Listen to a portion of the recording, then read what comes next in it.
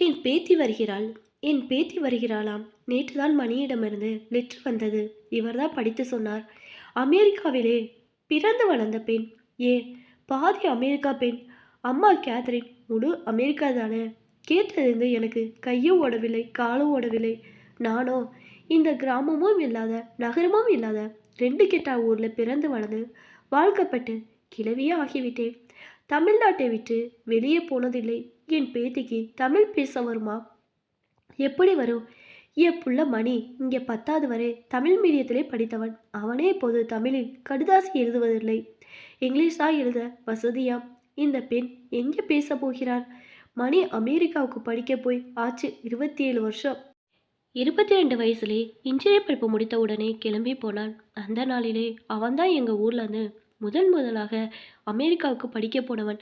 பேப்பர்ல எல்லாம் கூட செய்தி வந்தது. பேப்பர்னா எங்கள் ஊர் கதிரவன் தான்.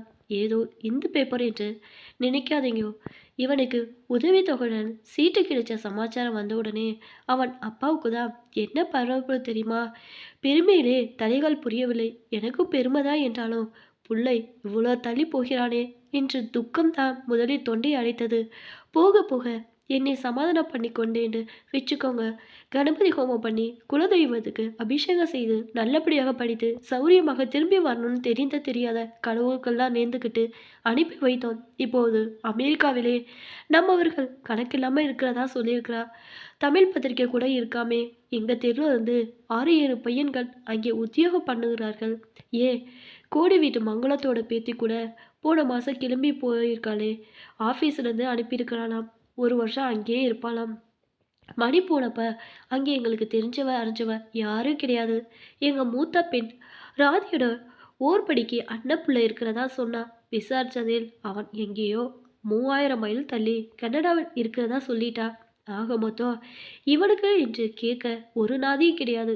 ஏதோ எனக்கு தெரிஞ்சது கையில் பொடி வகைகள், புளிக்காய்ச்சல், ஊறுகாய் கொடுத்து அனுப்பினேன். அதுவும் சாமான் இனம் அதிகமாயினும் என்று சின்ன பாட்டல்களில்தான். அவன் கிளம்புற நாள் என்ன ஒரு கூட்டம் தெரியுமோ? அத்தனை உறவுக்காரனும் ரயில்வே ஸ்டேஷனுக்கு வந்து மாலையெல்லாம் போட்டு அமர்க்கலப்படுத்தி விட்டார்கள். நானும் அவன் அப்பாவும் சென்னை ஏர்போர்ட்டுக்கு போய் வழி அனுப்பினோம். கிளம்புறச்ச மணிக்கு கண்ணில் நீர் ததும்பி விட்டது. என்னை விட்டு பிரிஞ்சு ஒரு நாள் கூட இருந்ததே இல்லை. என்ன செய்ய? பிள்ளை குழந்தைகள் படிப்பு புழைப்புக்குன்னா எங்கே வேணா போக தான் வேணும். அவன் அமெரிக்கா போன புதுசில் வானம் தப்பாமல் கடுதாசி வரும். அவனுக்கும் அவன் அப்பாவை போல இயற்கை ரசிக்கிற சுபாவம். அவன் இருக்கிற ஊரை பற்றி அப்படி வர்ணித்து எழுதுவான். சாப்பாட்டுக்கு தான் ரொம்ப கஷ்டப்பட்டான். நம்ம ஊர் சாமான்லாம் கிடைக்கிறதே சிரமமா. தானே ஏதோ சமையல் செய்து சாப்பிடுவானா. மீனாட்சி அம்மா சமைத்து பார் புத்தகம் எல்லாம் வாங்கி அனுப்ப சொன்னான். 5 வருஷம் படித்து ரசாயனத்தில் டாக்டர் பட்டம் வாங்கினதும் 3 பெரிய கம்பெனிகள் அவனுக்கு வேலை கொடுக்க கியூவில் நின்னாலாம். அப்படி மகா கெட்டிக்காரன் பேரான். வேலையில் சேர்ந்து ஒரு 3 மாதம்தான் இருக்கும். குண்டை தூக்கி போட்டாப்புல ஒரு செய்தி. அவன் அப்பாவுக்கு இங்கிலீஷில் எழுதிட்டு எனக்கு ஒரு பக்கம் தமிழ்லே எழுதியிருந்தான். கேத்ரின் என்கிற அமெரிக்க பெண்ணு ரிஜிஸ்டர் கல்யாணம் பண்ணிக்கிட்டானாம். 4 வருஷமாக படிக்கிற காலத்துலேருந்து பழக்கமா. ரொம்ப நல்ல குணம், நல்ல குடும்பத்தை சேர்ந்த பெண், நல்ல நம்ம மதத்தை ரொம்பவே மதிக்கிறவள் என்று புகழ்ந்திருந்தான். கேத்ரின் இந்து விதிப்படி கல்யாணம் செஞ்சுக்க ரொம்ப ஆசைப்படுகிறாள். அப்பாவோ நீயும் வந்திருந்து அமெரிக்காவிலே நடத்தி கொடுக்க வேணும். கோவிலில் எல்லா ஏற்பாடும் செய்ய வசதி இருக்கு என்று எழுதியிருந்தான். விசா வாங்கும்படி ஏதோ சப்போர்ட்டிங் பேப்பர்கள் எல்லாம் அனுப்பியிருந்தான். தயாரோட டிக்கெட் வாங்கி அனுப்புகிறானாம். முன் யோசனை இல்லாமல் ஒரு காரியத்தை பண்ணிவிட்டு ஒன்றுமே நடக்காத மாதிரி இந்த பையன் எழுதியிருக்கிற கடிதாசையை பார்த்து எனக்கு வயிற்றுல பகீர் என்றது. என்ன புள்ள இவன் ஆசையும் ஆர்மையும் கொட்டி இவனை வளர்த்த வளர்ப்பென்ன? இந்த ஊர்லே உறவுக்கார மத்தியிலே இவருக்கு இருக்கிற மரியாதை என்ன? ஒரு நிமிஷத்துல எல்லாத்தையும் தூக்கி உதறிட்டானே. எங்க சுட்டு வட்டாரத்திலே ஒரு கல்யாணம் இவரை கலந்து ஆலோசிக்காம நடந்திருக்குமா? ஜாதக கையிலே எடுத்ததுமே எல்லாரும் இவர் அபிப்பிராயம் கேட்டுதான் அடுத்தபடி மற்றதெல்லாம் எதையும் ஆறாமற ஆலோசனை பண்ணி நல்லது கெட்டது விசாரிச்சு முழு திருப்தியான அப்புறம் ஒரு முடிவு எடுப்பார். அவர் தீர்மானமா ஒரு வார்த்தை சொன்னார். அது தப்பாக இருக்காது என்று மனுஷாளுக்கு அப்படி நம்பிக்கை. அப்பாற்பட்ட மனுஷனோட ஒரு வார்த்தை முன்கூட்டி கூட பேசி அவர் ஒப்புதல் வாங்கின அப்புறம் கல்யாணத்தை வச்சுக்க முடியாமல் அப்படி என்ன அவசரம்? இந்த கல்யாணத்துல தான் அவனுக்கு சந்தோஷம் என்றால் அவர் என்ன தடுக்கிற மனுஷனா? வாழ்க்கையிலே எத்தனை கஷ்ட நஷ்டம் பார்த்தவரு. அப்பாவும் அம்மாவும் ஒரு ரயில் விபத்திலே காலமான போது வயது 20 தான் அவருக்கு. கீழே 3 தங்கைகள். ஒருத்திக்கு தான் கல்யாணம் ஆகியிருந்தது. 15ஓ 12மா இருந்த தங்கைகளை பொறுப்பா பார்த்துட்டு காலகாத்துல கல்யாணம் பண்ணி நிலப்புலன்கள் கட்டி காத்து விவசாயி எல்லாம் மேற்பார்வை பார்த்து குத்தகைக்காரன்ட்ட பணம் எல்லாம் வசூல் செய்து அத்தனை பொறுப்பையும் எத்தனை நேர்த்தியாக நிர்வாகம் பண்ணினவ அவர். தங்கைகளை கரையேற்றி நிமிரும் போது அவருக்கு வயது 27 ஆயிற்று. எனக்கு அப்போ 16 வயசுதான். தினமும் நான் வாசலில் கோலம் போடும் நேரம் அவர் கோயிலுக்கு கிளம்புவார். பக்கத்து வீடு தானே, எங்கள் ஆத்தை தாண்டி தான் போகணும். அவர் கடைசி தங்கது என் சிநேகிதி வேறு. அவரை பார்க்குறச்ச எல்லாம் இப்படி ஒருத்தர் தான் நமக்கு புருஷனாக வரணும் என்று வேண்டிப்பேன். ஊர்ல அவருக்கு அவ்வளவு நல்ல பெயர். அவருக்கும் என் மேலே ஒரு கண்ணு இருந்தது. எனக்கு என்ன தெரியும்? நான் நன்றாக பாடுவேன். தினமும் காலையிலே சாதகம் செய்வேன். அவர் கிணத்தடியிலே நின்று கேட்டு ரசிப்பாராம். இந்த சமயத்தில் அவர் மாமா கல்யாணம் பேச்சு எடுக்க இவர் மெல்ல ஒரு கழி காட்ட, புரிஞ்சிட்ட மாமா எங்கள் அப்பாவை அணுக கல்யாணமும் ஆச்சு. நான் எங்கேயோ என் கல்யாண கதைக்கு போயிட்டேனே.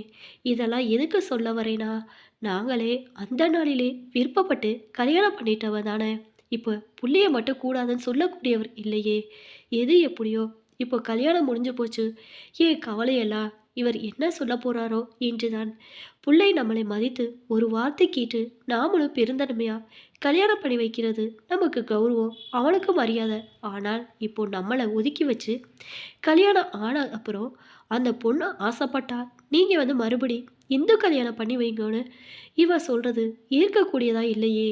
நான் வாயே திறக்கவில்லை. எதுவானாலும் அவர் தீர்மானிக்கிறது தான் என்று இருந்தேன். அவரும் 2 நாள் பேசவே இல்லை. 3வது நாள் ஒரு லெட்டரை கொண்டு வந்து என்னிடம் நீட்டினார். தமிழில் எனக்கு புரியும்படி எழுதியிருந்தார். அமெரிக்கா போகிறது பற்றியெல்லாம் பேச்சே இல்லை. ஏதோ 3வது மனுஷாளுக்கு எழுதுகிற மாதிரி. கல்யாண செய்தி கேட்டு சந்தோஷம். எங்கள் ஆசிகள் உன் அக்காக்கள் ராதியும் மீனுவும் அத்திம்பேர்களோட ஆசிகள் அனுப்புகிறார்கள். முடியும் போது ஒரு முறை நீ எல்லோரையும் பார்க்க வரோம் என்று எழுதி முடித்து விட்டார். சரியாக கவனிங்க. நீ வரவும் தான். நீங்கள் இல்லை. மணியின் ரோஷக்காரன்தான். 18 வருஷம் வரவே இல்லையே. எனக்கு ஏக்கமாக தான் இருந்தது. ஆனால் என்ன செய்ய, அவன் ஒரு முறையாவது வந்து போயிருந்தால் இவர் மனசு சமாதானம் ஆகி வருத்தமும் ஏமாற்றம் குறைந்திருக்கும். அவனும் தாழ்ந்து வரவில்லையே. லெட்ரு மட்டும் வரும். அவனுக்கு ஒரு பெண்ணும் ஒரு பிள்ளையும் பிறந்த சமாச்சாரத்துக்கு ஃபோன் வந்தது. இவர் குழந்தைகளை பற்றியோ கேத்ரின் பற்றியோ விசாரித்து ஏதும் எழுதவில்லை. அவனும் எழுதவில்லை. எனக்கு மனசு கிடந்து அடிச்சுக்கும். அவருக்கும் அடிக்காமலா இருந்திருக்கும். ஆனால் வெளிக்காட்ட மாட்டார். நெஞ்சழுத்தக்காரர். மணிமேல் அவர் உசிரையே வச்சிருப்பது எனக்கு தெரியாதா என்ன? 4 வருஷம் முன்னாடி ஒரு நாள் இவர் நெஞ்சு வலியினார். ஆஸ்பத்திரிக்கு அழைச்சிட்டு போகிறதுக்குள்ள ரொம்பவே அதிகமாகி நேராகவே எமர்ஜென்சிக்கு கொண்டு போக சொன்னார்கள். கடைசியில் மெட்ராஸில் கொண்டு போய் பைபாஸ் ஆப்ரேஷன் செய்ய வேண்டும் என்று சொல்ல கலங்கி போயிட்டோம். என் மாப்பிள்ளை தான் ஃபோன் செய்து மணிக்கு சொன்னார். அவன் செய்தி கேட்டு பதறி போய் அடுத்த பிளேன்னே கிளம்பி வந்துட்டான். அவரை ஐசியூவில் பார்க்க அவனுக்கு தாங்கவில்லை. அவர் கையை பிடிச்சிட்டு கதறிவிட்டான். அவர் கண்ணிலையும் கண்ணீர். 2 பேரும் கோபமும் கண்ணீர்லே கரைஞ்சு போச்சு. ஆப்ரேஷனும் நல்லபடியாக நடந்து அவர் வீட்டுக்கு அழைச்சிட்டு வந்தோம். அவன்தான் அவருடனே இருந்து குழந்தையை கவனிக்கிற போல் கவனிச்சிட்டான். 3 வாரம் நிமிஷமாக ஓடி போயிட்டு கிளம்புற காலம் வந்துட்டு சாமானெல்லாம் கட்டியாச்சு. ரயிலுக்கு கிளம்புறச்ச முதல் தடவையாக இவர் மாட்டுப்பெண் பேரம்பேத்தி பேர் எடுத்தார். அவர்கள் படிப்பு பற்றியெல்லாம் விசாரித்தார். பேத்தி கர்நாடக சங்கீதம் கற்றுக்கிறதாக கேட்டு அவருக்கு ஆச்சரியம். இப்போதெல்லாம் அமெரிக்காவிலே இந்தியர்களுக்கு எல்லா வசதியும் வந்துட்டான். அதுவும் அவன் இப்போ இருக்கிற ஊரில் தமிழாலும் தெலுங்காலும் அவ்வளோ அதிகமா. அப்பா அம்மா உங்களுக்கு ஆட்சேபனை இல்லாவிட்டால் அடுத்த முறை எல்லாரையும் அழைத்து வரேனே என்ற போது என் மனசு குதியாட்ட போட்டது. திரும்பி போன என் புள்ள 2 வருஷம் தள்ளி தான் வந்தா. கேதி என்கிற கேத்ரின் மகன் சுவாமி என்கிற சுவாமிநாதனும் வரும்போது பேண்ட் ஷர்ட்டை போட்டிருந்தாலும் அங்கே இருந்தவரை என் மருமகள் சல்வார் ஷூட் தான் போட்டிருந்தாள்.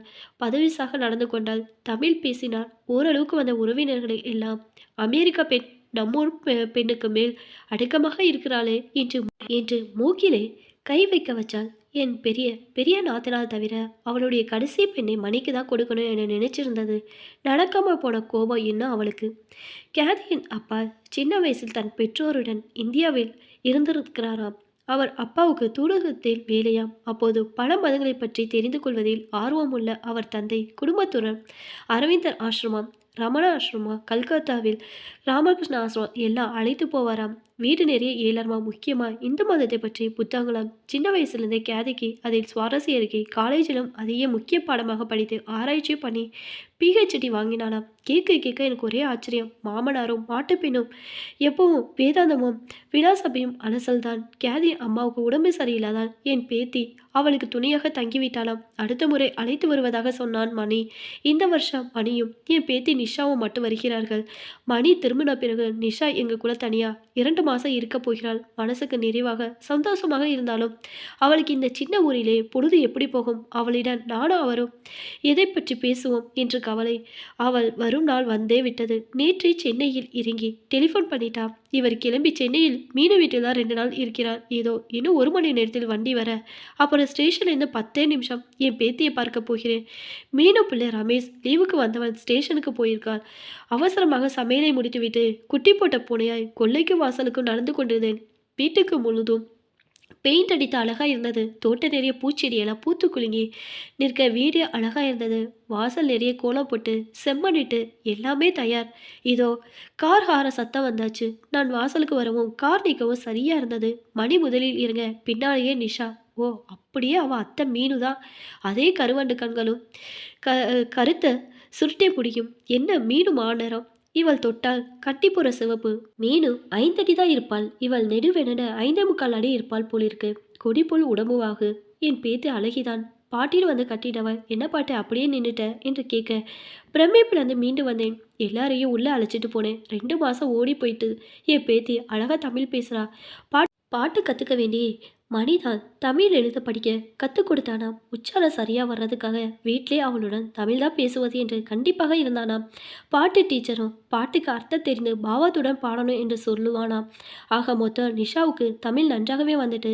அவள் பாட்டை பற்றி நான் என்ன சொல்லட்டும்? இயற்கையாகவே நல்ல குரல், நல்ல உழைப்பு, அருமையாக பாடுறா. எனக்கு ரொம்ப பிடிச்ச பாட்டனா அவள் பாடி கேட்க என்ன பெருமையாக இருக்குது தெரியுமா? அது மட்டுமா என்னை உட்காத்தி பாட வச்சு கேட்பா. பாட்டி, இந்த 74 வயசுலையும் குரலை எப்படி இவ்வளோ நன்னா வச்சிருக்கேள் என்றவள் என்னிடம் நம்மூர் நலுங்கு லாலி என்று எல்லாம் கற்றுக்கொண்டாள். எங்கள் வீட்டில் பால் கறக்கும் சின்ன பையன் நாட்டுப்பாடல் தெம்மாங்கு எல்லாம் பாட சொல்லி ரசித்து கேட்டாள். அவள் கட்டடக்கலை பற்றி படிக்க போறாளாம். தென்னிந்திய கோவில் கட்டடக்கலை பற்றி ஒரு பேப்பர் எழுதணுமான். மீனப்பிள்ளை ரமேஷ் அவன் காரை கொண்டு வந்து எங்கள் எல்லாரையும் அழைச்சிட்டு போய் எல்லாம் சுற்றி காமிச்சான். ஆந்திராவில சிம்மாசலத்திலே தொடங்கி கன்னியாகுமரி வரைக்கும், மேற்கே கேரளம், உடுப்பி, கர்நாடகம் எல்லாம் 1 மாதம் அத்தனை கோவிலை பற்றி சுற்றி வந்தோம். அவளுக்கு பார்க்க பார்க்க அப்படி ஒரு பிரமிப்பு. நம்மூர்லே 1500 வருஷம் முன்னாலேயே இத்தனை அழகாக கட்டியிருக்காளே, எத்தனை பெருமையான விஷயம் என்று நூற்றுக்கணக்கிலே ஃபோட்டோவும் வீடியோவும் பிடித்து தள்ளிவிட்டாள். 2 மாதம் 2 நிமிஷமாக கழிய நாளை நிஷா அமெரிக்கா திரும்பினாள். ரமேஷும் அடுத்த மாதம் படிக்க அங்கேதான் போகிறதா இருக்கா.